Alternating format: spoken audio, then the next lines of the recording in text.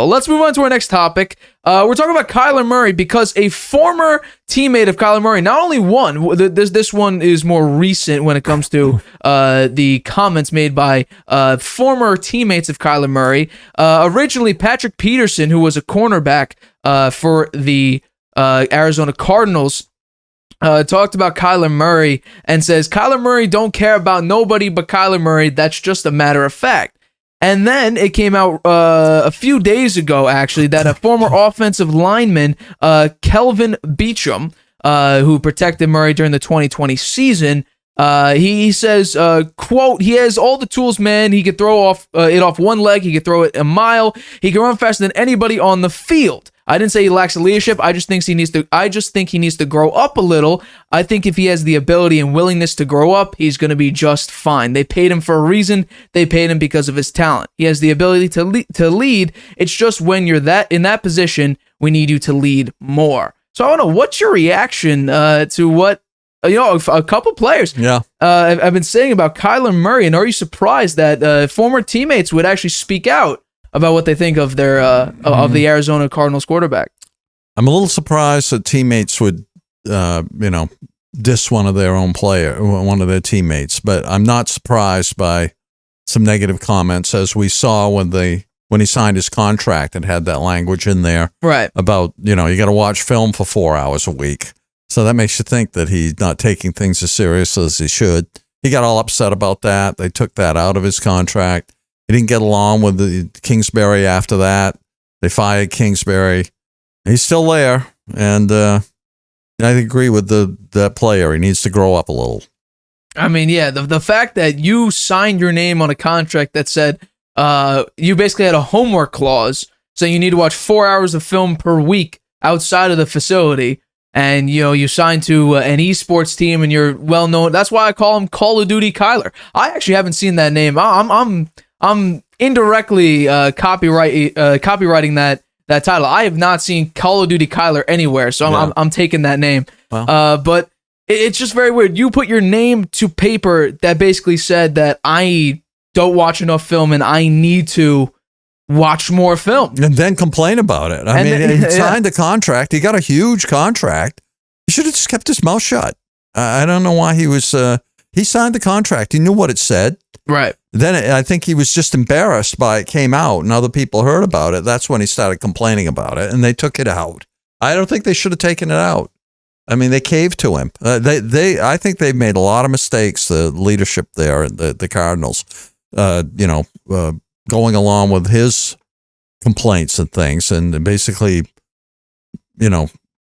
cowering to him. I think that's a mistake. They shouldn't do that. Well, who knows that maybe they just took it out, but still said, hey, Kyler, we expect you to still do this. Maybe it was just for a public awareness, him basically saying, or Cliff Kingsbury saying, yeah, we're going to publicly take it out, but you still have to do this or else there's going to be problems. And maybe Kyler Murray didn't like that. I would say if you take it out of the contract, then you don't have to do it. That doesn't make sense. If you say to somebody, okay, we had it in the contract, you don't like it, okay, we'll take it out, but you still have to do it, then if I said, okay, sure, I'm going to do it, then I wouldn't. And what are they going to do about it? It's not my contract. They can't do anything about it. Right. So I don't know. I think they cower to him, and that's a mistake. Well, the organization now. Who's he going to throw to? Who's he going to be throwing to now? They got Hopkins isn't going to be there anymore. Nope, he looks like he's going to get traded. Yeah. So who are they? Who are they going to? JJ Watt's gone. They got I think Hollywood Brown. I'd say they're in last place in that division this year. I think they could be going for the number one pick. This is what I said though, because Kyler Murray he's not going to be there for half the season because he tore his ACL late in the year. Yeah, so they're a last place team, I think. And not only last place, like I said, I think they go for the number one pick and pick up Caleb Williams. Like that's what I said a couple weeks ago. I said the perfect thing for Arizona to do, because Kyler Murray, I think, had such a weird fall off. He's too scared to run the football now, and we saw that in the Rams playoff game. He just was too scared to run the ball and get hit. And now in the Patriots game, right, it didn't look like he actually committed to that run. He didn't get hit. No, yeah, it was a non-contact injury, but it didn't even look like he wanted to engage in him running the ball. He kind of didn't come out with a burst. He kind of was just hesitant on where he was going to go. And then he tore his ACL. And now and this is the thing with Kyler. It's a mental thing. He doesn't want to run the ball. You're a mobile quarterback. You literally you're one of the most mobile quarterbacks in the league right now. That you're a two-way player. And you are basically, I guess it's a mental thing because you're physically gifted in being able to run the ball. Your mental side of it, though, is saying, I'm scared to get hit. I don't want to get hit. And to be fair, you got guys who are 250, 300 pounds running at you to tackle you. I don't know how many people volunteer to do that. But still, though, you are a two-way player. They paid you large sums of money for not only your ability to throw the ball, but also to run the ball. That was your big thing. And you won the first battle. You got Cliff Kingsbury fired.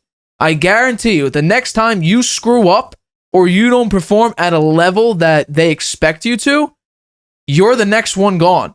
It ain't going to be another coach. You know what? It ain't going to be a GM. It's going to be you. But next year, it's going to be hard to tell because he isn't going to show up there until probably November. Right. Right. And then they're going to say, well, he's rusty and, he's coming back from an ACL. A lot of quarterbacks have a hard time with that. It takes them 7 or 8 games to really get back into the groove. And by then the season will be over. So he's definitely going to have another season after this next one, I think. And he's in his contract. So I think he's safe there for 2 more years anyway, because he will barely perform. Well, he'll get back there in November and if he performs poorly, they can blame the injury. And then it'll be the next year that they'll really have to evaluate him. Well, they did get a new head coach, Jonathan Gannon, who I believe was the defensive coordinator for the Eagles last year. And if we take a look at how the Eagles defense played in big games, take a look at the Super Bowl. They were sort of exposed. I mean, Mahomes just ran up and down the field throwing to TikTok star Juju Smith-Schuster, and Packers, I don't know, they just dropped Marquez Valdez-Scantling. They thought he wasn't worth nothing. They didn't even want him. They got rid of him. That's who Mahomes was throwing to. And Travis Kelce. And Travis Kelce, yeah, who I thought should have been MVP, but that's a whole nother story. Yeah. But yeah, he was throwing it to those guys. So you have a brand new head coach with Kyler Murray coming back from an ACL. I haven't heard anything about a potential quarterback move to, I don't know, replace an injured Kyler Murray for the time being.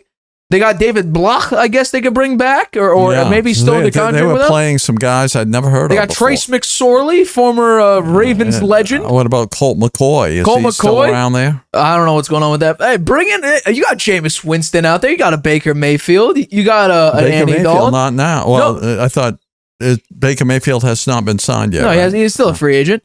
But you know what? Bring the Red Rifle into a team that is, I don't know, red. Make it some sort of cool thing there. Hype up a team that's probably going for the number 1 overall pick.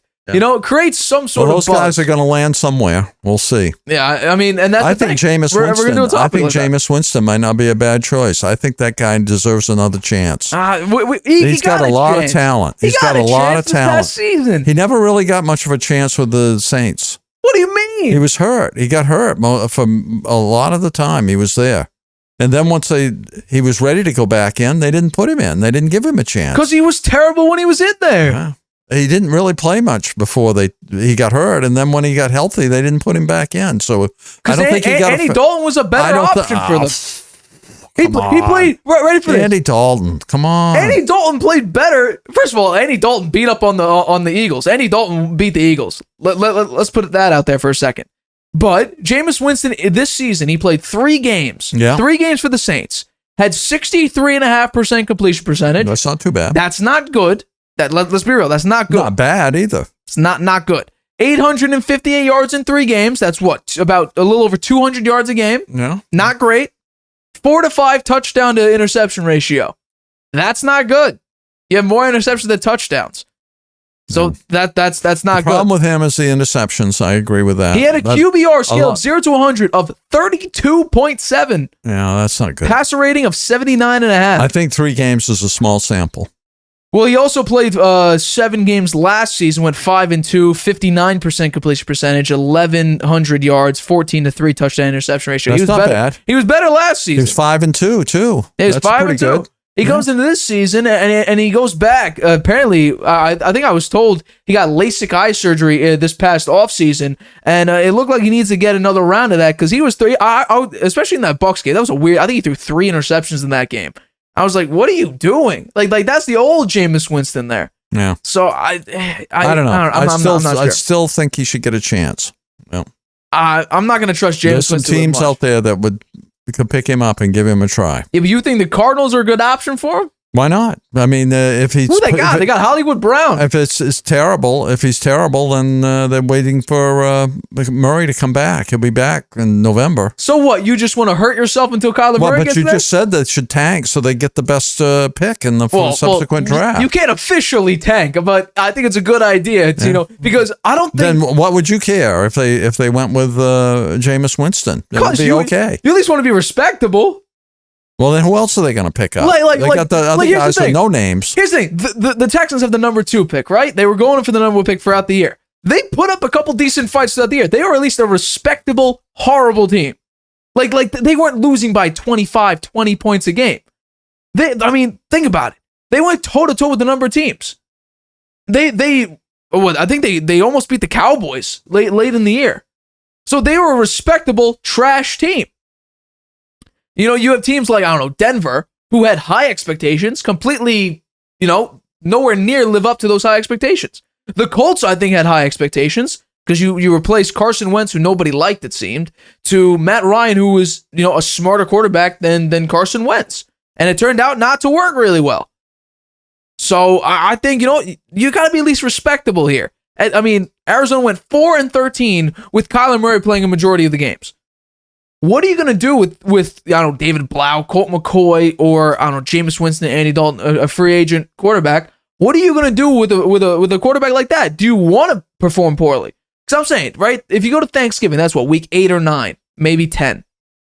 You go in there. What's your goal, right? Like, for instance, let's say they stick with, what quarterback do you want the Cardinals to have week 1? Any free agent or, anyone who was on the roster last year. Go with Jameis Winston. So you go with Jameis Winston. Realistically, I don't have the opponents in front of me.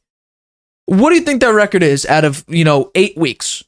Realistically, with Jameis Winston and the team as it's constructed right now, Hollywood Brown, I believe Zach Ertz is still on the team. I don't know. I think Rondale Moore's not there, but I could be wrong. He may still be there. Don't they have a decent running back? They got what? What's his name? James Conner, I believe. Yeah. He's not bad. He's all right.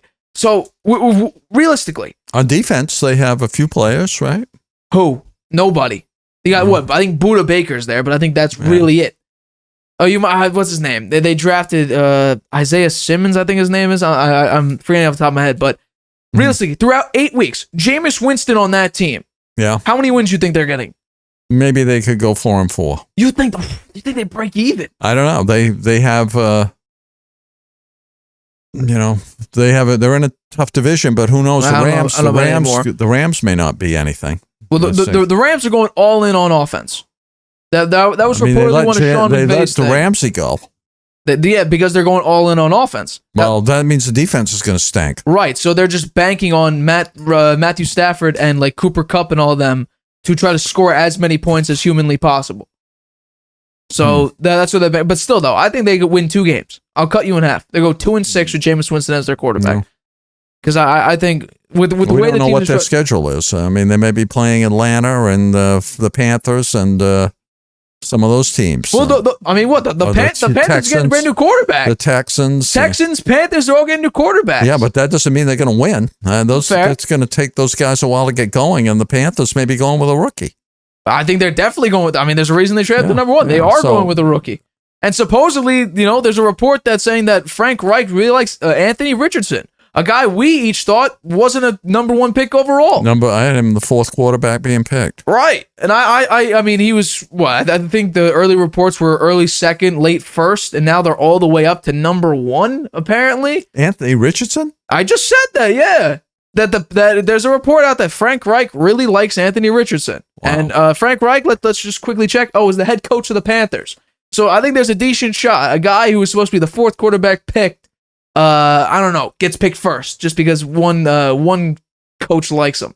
it's gonna be a weird draft. I'm not sure. I would still go CJ Stroud personally, but who knows? Hi, everybody. Thanks for watching. Make sure you subscribe here to get the latest from the show. Also, if you want to check out the full episode, make sure you click the I in the top right-hand corner right now. If you want to listen to this show anywhere you go, make sure you go to anchor.fm/The Harvey Hour or anywhere you get your podcasts.